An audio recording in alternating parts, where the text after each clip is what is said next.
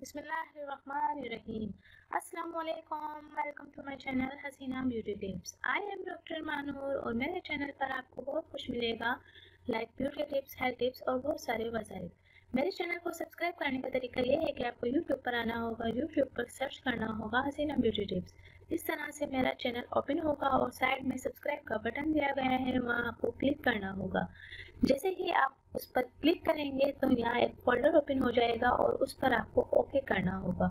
Okay पर click करेंगे तो यहाँ बेल आइकन्स बना हुआ आएगा और बेल आइकन्स पर क्लिक करेंगे तो एक और फोल्डर ओपन हो जाएगा और उस पर आपको ऑल लिखकर सेव करना होगा। इस तरह से मेरी हर वीडियो का नोटिफिकेशन आपको शुरू में ही मिल जाएगा और मेरी हर न्यू वीडियो आपको देखने को मिल जाएंगी। तो नाज़रीन, चलते हैं आज के टॉपिक की तरफ। आज का जो मेरा टॉपिक है वो